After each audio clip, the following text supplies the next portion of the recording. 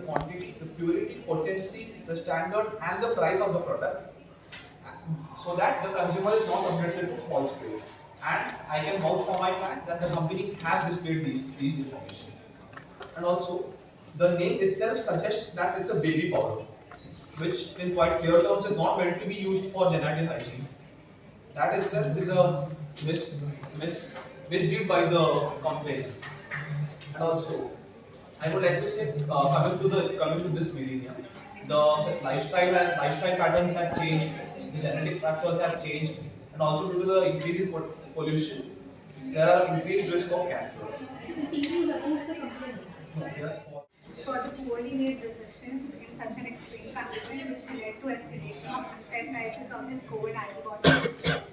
We believe that these decisions were not thought through, and considering the fact that Atrix Laboratory was the only company that was allowed to import these kits in India was a major factor that played into this escalation of price.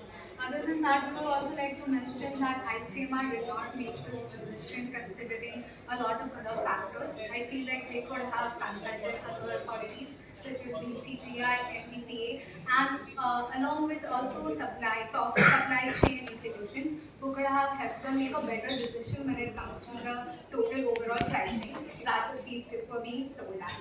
Other than that, we also feel like a lot of it is based on the hospital's reputation, and the expectations of the patient are twofold. And it is the duty of a doctor to provide accurate treatment without harming the patient. So in this case, it is complete medical negligence, which is due to death of Mr. Masood Ali Khan. And I would like to quote examples from the past. In the past, in the case of Spring Meadows Hospital, a compensation of rupees 5 lakhs was given to the parents of the whose child was mentally anguished and anticipated anticapacitated for a complete lifetime. And the child was separately given rupees 12 lakhs. Another case I would like to state, which is medical negligence, an appeal was filed in the state commission's order, wherein it had granted rupees 20 lakhs as a commission, and the order was impinged to that extent that the surgeon and the doctors were held for the medical negligence, and the doctor's license was cancelled. And the death of Mr. Masood Ali Khan has for pigeons. So they had no other choice but to give it to Apex Authority so that they could import it internationally, considering that no other antibody testing kit was available at that point in time in India. Um, yeah, regarding the increase in the selling price, it's a government organization, which means that it has to think about the nation as a whole, not just in the current case scenario, but even for future cases as well. Funds obviously are required when you have to import something internationally, because there are a lot of taxes and everything else that come into play during that part. The emergency funds that the government actually has is usually given to the hospitals as a priority during that because of the COVID cases that were rising, which basically means that ICMR is they actually had to look after their funds themselves, so that if, because they were ordering only 6 lakh units, 6 lakh units for now would not even suffice for a city, let alone the entire nation. So in future, when the demand would be more, they would have to go and procure it even at a higher demand. So basically, if the funds only weren't available in order to go and procure them in the first place, if the initial part of the whole diagnosis only wasn't available, then we would have already lost a battle which hasn't even run in quarter of its course. Apart from that, regarding the granting permission to multiple companies. So basically, we are actually in a particular time period where the symptoms and even the treatment for COVID-19 isn't known, which basically means that if we would have given the multiple companies the import grants, it would mean that 10 different, for example, 10 different companies would have given 10 different products, when the citizens itself are very skeptical and scared about the whole treatment procedure, which would mean that they themselves, you would make a chaotic situation even more chaotic. Firstly, we were referred to as a third party, but we tell you that we have filed a writ petition as of today. It's in the public interest that we are come here to speak. Moreover, the ceiling price from the ICMR wasn't decided, so any laboratory or any business idea is here to make profits and would have made profits. Otherwise, I don't think so. They would want something else. Why were two different companies taken into consideration? One for report and another one for distribution, while the ICMR already has 26 laboratories across India, so they could have circulated it within itself and the middleman could be eliminated all by itself.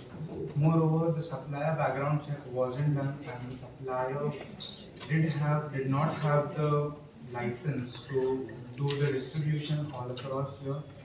That's why we think ICMR is a little at fault here. And the ICMR can easily procure these test kits after consultation with some certain experienced agencies. For example, we have CDSCO, NPPA, DGCI, and they did give some guidelines on the import of these test kits, but it was much after this fiasco happened. So they could have done that earlier. And further, most of these test kits, as quoted by the ICMR, were faulty. So some validation tests could have been conducted much before, as the TGA did in Australia. And they could also have had a proper plan of action, which was not devised before distribution and also before ordering the kits. So these are the points we think are of major concern. Also, state government of Chhattisgarh could order these test kits, best quality test kits from a South Korean company based in India at the price of rupees 377. So why couldn't the ICMR manage to do that?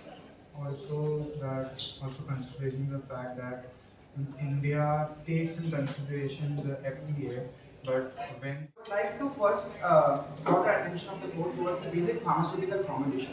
A pharmaceutical formulation consists of several different components which are kept together and to make a complete product. And in it, it has asbestos. So it has been proven that Johnson & Johnson has asbestos in it, and which has been proven that is a carcinogenic substance. Now, understanding the pharmacology, we will understand that there are different types of cancer-causing agents. So it has been proven that asbestos is an agent which is causing long-term carcinogenicity. That means that if you are using asbestos for a continuous period of 10 years, after a lag period of 20 to 30 years, you will get cancer of the ovaries or vaginal vulvogenitis. And now I will like to place some judgments. I don't have the hard copy with me, but several cases were filed in US. And if you see the time period was from 1971 to 2000, and the cases started to emerge in 1990s and 2000. This proves the theory that asbestos is a long-term carcinogenic agent.